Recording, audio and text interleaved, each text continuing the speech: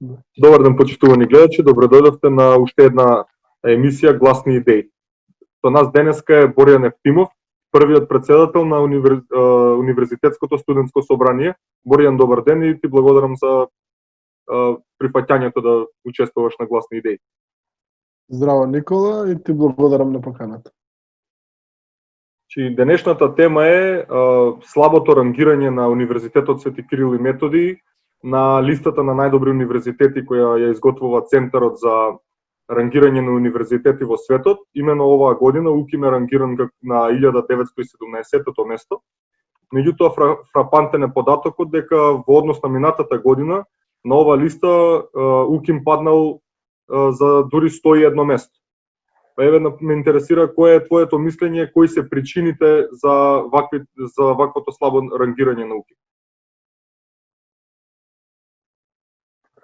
Па, слабото рангирање не само на УКИМ, туку на образовниот систем во нашата држава е веќе тренд, континуирано продолжува со години и години и тонеме се подлабоко и подлабоко, а ништо не се превзема за да се санираат овие последици. Отворив од Центарот за рангирање кои се 4 критериуми за рангирање на еден универзитет. Прво е квалитетно образование кој се мери според бројот на алумни од универзитетот кои се стекнале со некаква академска титула, академска награда. Вториот сегмент е вработување на алумните во најголемите компании во светот. Третиот сегмент е колку од членовите на факултетите добиле некакви меѓународни награда, и четвртото е research performance, односно објавување на пепери и научни истражувања. Значи, овие рангирања, да речем, првите 3, не знам дали има некој од УКИМ кој воопшто влага во овие критериуми, така што за нас најинтересен веројатно е за жал, меѓутоа за нас најинтересен веројатно е четвртиот критериум, односно research performance, квалитет на издавање на научно-истражувачки трудови. И исто како и на Шангајската листа, нашиот универзитет не се рангира воопшто, а тоа е проблем зашто кај нас научно-истражувачката дејност воопшто не се стимулира. Пример, не само кај професорите, не само кај академската заедница, туку и кај студентите, уште кога се гради таа култура на научни истражувања, е одсутна. Немаме никаква стимулација, немаме никаква потикнување на студентите да се занимаваат со научно-истражувачка дејност. А исто така и кај професорите, што огледало на тоа зашто академската заедница ја занемарува научно-истражувачката дејност, можеме да видиме во тоа колку државата одвојува средства за научно-истражувачка дејност. Средствата се меѓу најниските во Европа, изнесуваат околу 1 милион и пол евра на годишно ниво за целата држава од страна на Министерството за образование и наука. Иако науката очигледно е сосема споредна и образованието не е нешто приоритет на Министерството, меѓутоа тоа е такво министерство имаме, за такво министерство сме ние самите криви, зашто не сме се избориле да имаме поквалитетно и попрофесионално министерство и подобар буџет за образование и наука. Така што вината ја гледам од една страна кај државата, која нема никаква стратегија за потикнување на научно-истражувачката дејност, нема никакви замисли како во иднина таа да се унапредува и ниту неа ни финансира. Од друга страна, вината ја гледам и кај универзитетите, еве и кај нашиот универзитет Свети Кирил и Методи, кој на ниту еден начин не се обидел прво да издейства поголеми финансии за наука од страна на државата, ниту пак се обидува внатрешно да изгради стратегија која ќе ја потикнува, која ќе ја развива научно-истражувачката дејност, како кај професорите, така и кај студентите. За пример, јас сум преку 90% од студентите до дипломската работа или до магистерскиот труд воопшто не се сретнале со научно-истражувачка дејност и методологијата освен на филозофскиот факултет, не се ни изучува на нашите факултети. И сега како еден студент да се занимава со научно-истражувачка дејност, да прави истражување, да пише научни трудови, ако воопшто не ни знае каква методологија се применува. Така што вината е кај сите, и кај државата, и кај универзитетите. Мора во иднина науката да стане приоритет, бидејќи ја не можам да разберам зашто не е приоритет, бидејќи преку науката и преку научно-истражувачката дејност можат, освен апстрактните придобивки, многу конкретни придобивки да има и да се заработат финансови од тие трудови. Апсолутно. Меѓутоа, што значат овие бројки, овие резултати за студентите на УКИМ и воопшто за сите студенти на сите универзитети во Македонија? Овие бројки значат дека ние као млади, као студенти, сме осакатени во однос на нашите врсници од другите држави. Осакатени сме во основно образование, во средно образование, во високо образование.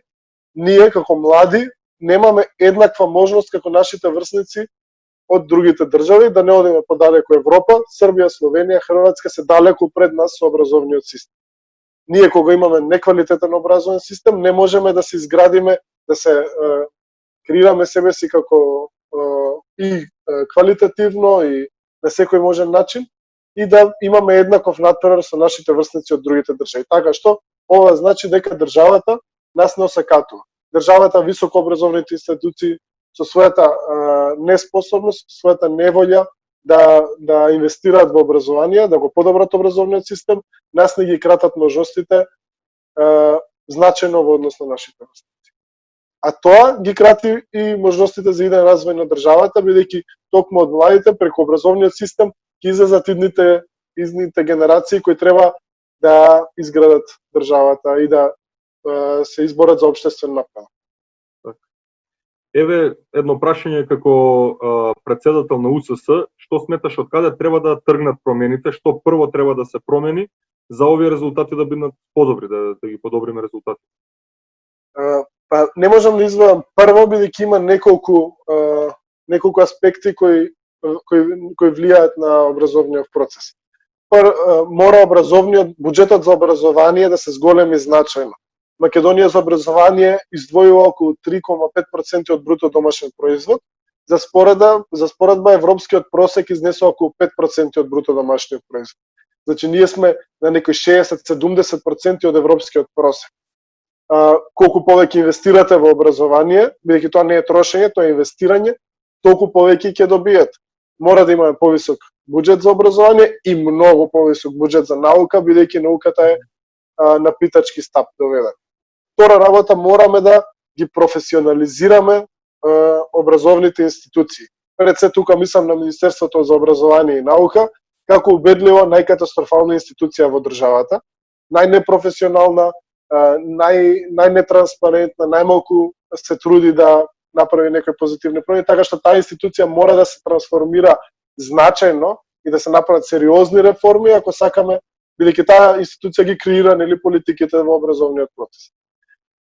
Понатаму мора да се внатрешно во рамки на универзитетите, доколку професорите не сакаат, тогаш студентите кои се еднакви членови на академската заедница мора да притиснеме за да се покачи квалитетот, мора да притиснеме за да се стимулира научно-истражувачката дејност, мора да притиснеме да се демократизираат универзитетите, да работат потранспарентно, да ги вклучат студентите внатре во сите процеси и заедно да одиме кон поквалитетни институции. Во моментов немаме ништо од тоа. Имаме мал буџет, имаме неквалитетно Министерство за образование, имаме образовни институции кои се застанати во едно статус-кво од пред 30 на години и не се спремни за реформи понатаму. Ние како студенти мораме да се избориме, да ги притиснеме сите субјекти кои се занимаваат со образование, не само за наше добро, туку за добро и на генерациите покрај нас. Крајно од себични причини, бидејќи јас сутра ќе отидам на суд, се надам дека судијата ќе биде квалитетен. Ќе ми треба доктор, се надам дека докторот ќе биде квалитетен. За да биде квалитетен мора да произлезе од образовен систем кој ќе го подготви Значи, од најсебичната причина ние имаме директен интерес за промени во образовните институции и нивно подобрување. Добро, ти благодарам за досегашните одговори. Досега зборувавме конкретно за нашиот универзитет, за нашата ситуација во Македонија, меѓутоа еве малце да преминеме на поопшти теми. Дали сметаш дека социоекономскиот систем влијае врз квалитетот на образованието и во кој обем сметаш дека вредностите на еден социоекономски систем се рефлектирајќи се и репродуцирајќи се во високото образование го девастираат квалитетот на самото високо образование? Па да, мислам дека дефинитивно социоекономскиот систем влијае на квалитетот на образованието. Ние сега живееме во еден маркет ориентиран систем, па маркет ориентирано образование имаме во моментот. Во два аспекти. Прво, плаќаш за да добиеш образование, ние го купуваме знаењето од високообразовните институции и за возврат на тоа добиваме одредено знаење и добиваме можност преку евалуација да го оцениме продуктот кој сме го купиле. Таа евалуација е заборавена, меѓутоа кој е односот кој се креира? Ние плаќаме и за тоа добиваме образование. Што се случува? Факултетите наместо да се борат да бидат поквалитетни и така да привлечат повеќе студенти, факултетите се претворија во хипермаркети на дипломи и надпреварот е како да привлечете студенти, така што ќе им дадете што е можно полесно диплома. Факултетите наместо да продаваат знаење, продаваат дипломи, се со цел да обезбедат финансии преку кои ќе го продолжат своето функционирање, така што од една страна имаме извитоперен систем на финансирање на образованието. Не велам, може партиципацијата не е висока кај нас, меѓутоа државата мора повеќе да интервенира и повеќе да го финансира образованието, за потоа образовните институции да не се претвараат во супермаркети кои ќе продаваат дипломи и други услуги за да приберат финанси. Така што тоа е едната страна. Маркет ориентирањето на образованието, комодифицирањето на образованието дефинитивно го девалвира квалитетот. Иако можеби теоретски колку поквалитетен факултет, толку повеќе студенти, меѓутоа тоа само е една теорија, во пракса ние имаме колку полесно ја продаваш дипломата, толку повеќе студенти се пријавуваат. Тоа е еден аспект. Вториот аспект, како социоекономскиот систем ни го загрозува образовниот систем, така што се, знаете, многу ми се гади кога ќе чуам потребата на пазарот на трудот и така да го фокусираме образованието. Што се случува? Факултетите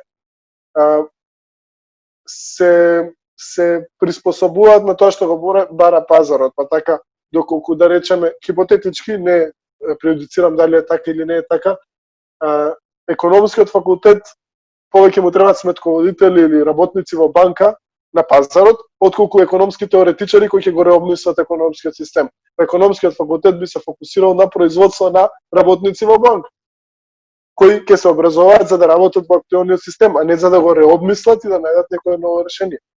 И тоа не е само за тој, тоа е за многу факултети. Сега имаме техничките науки, нели, стануваат популарни, меѓутоа пак се креираме, не може образованието, иако во одреден сегмент треба, меѓутоа не може постојано да биде фокусирано на тоа што го бара пазарот или тоа што го бара бизнис елитата, туку мора да се занимава и со бидејќи не е профитабилно да го реобмислувате системот. А образованието мора да креира млади индивидуи кои ќе бидат спремни критички да го анализираат системот и да го реобмислат потоа. Така што не може образовниот систем да биде фокусиран само на пазарот на трудот, бидејќи така само ќе го репродуцираме постојниот систем кој дефинитивно има своји големи недостатоци.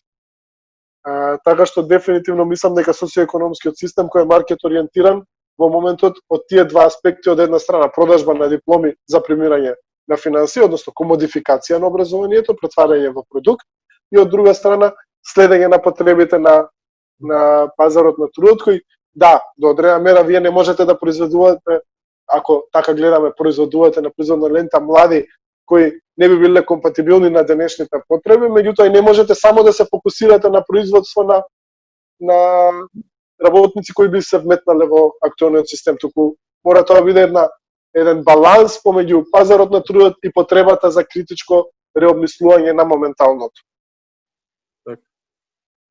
Ти благодарам и на крај нели не можеме да ја заобиколиме актуелноста со пандемијата на COVID-19.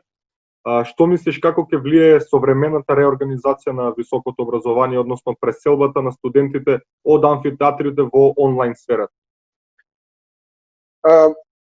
Во денешна ситуација, во денешниот контекст, многу, иако и претходно, меѓутоа многу забрзано започна да се зборува, да се говори за дигитализација, учење од дома, работа од дома, се да се одвива преку интернет.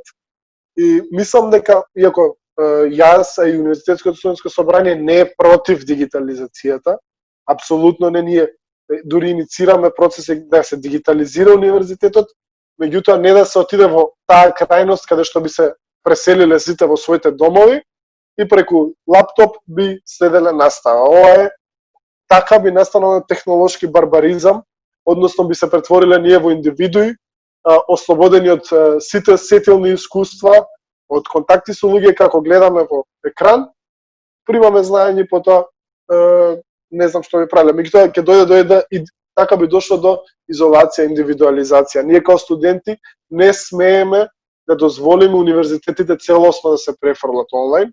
Не смееме да сега моментално во овој период апсолутно да решение е да се следи наставата онлайн и апсолутно е потребно.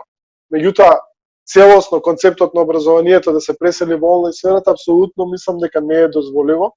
А веќе натаму, нека нас, ние застануваме 30 години со дигитализацијата, меѓутоа во светот постојат тенденции каде што на широко се прифаќа онлайн образованието.